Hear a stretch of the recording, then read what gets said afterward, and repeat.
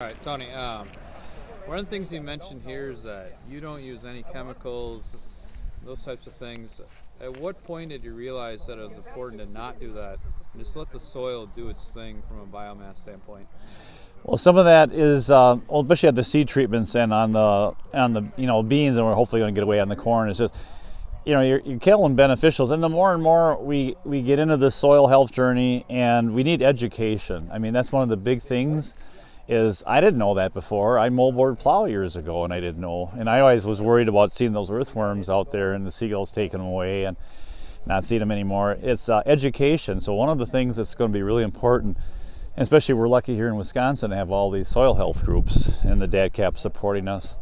Because when I was down in Iowa, they're money for groups down there, and it's going to take farmer-to-farmer contact and talking and support like today, and have these field days and show the farmers that you can do it, because they're just afraid to do it. I mean, everybody's so set in their ways, they don't want to do it. So, but no, the journey's there, and then if by understanding the soil and what living soil is, you can start figuring that out for yourself, and actually, it makes that's something we got to do, and we got to get up here and get more at these meetings and talk about what is living soil, and how we by introducing these chemicals, you're killing so much of the biology.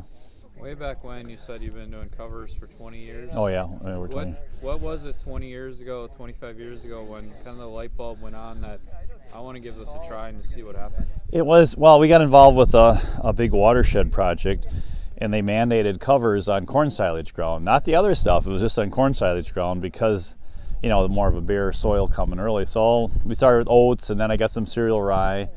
And then having a private crop consultant, he got us involved in, well, let's just try no-tilling, soybeans into that stuff. And we did, and we left it grow for a while. And I noticed too, when I started planting into it, it was so much more mellow. The ground was just like a fine granular in that, wherever the cover crops were. So seeing that, made a big difference. It's really nice soil to plant in. The beans came really good, so they kind of got us going.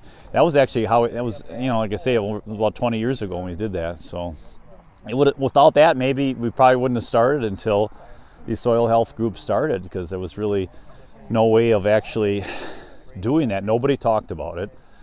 I mean, it was just, we did it. One of the few that did it and kept going at it and seeing the results. Do you feel 20 years in of doing this that you're still learning? Oh, and yeah. Trying things, Oh, yeah. and kind of how does that work? Oh yeah, we will never. I don't think we'll ever know everything we need to know about the soil. Like I talked about with Ray Archuleta the other day, or down when I was down in Iowa with him, he went on just about living soil, and that living soil aspect is just a big gambit. Really something to get into and understand.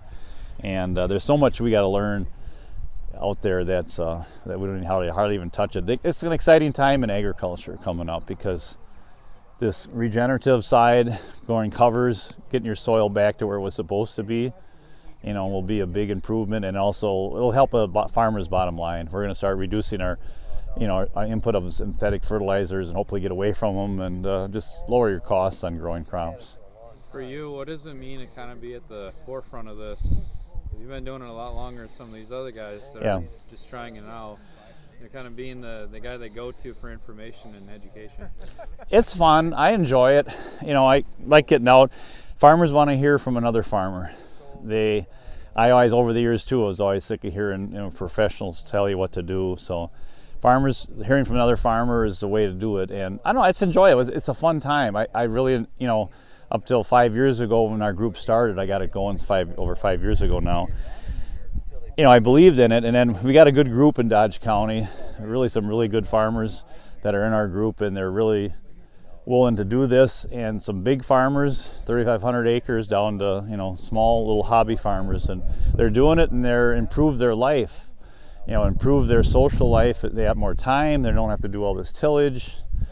It protects their soil, and it's just, I don't know, it's just an exciting time.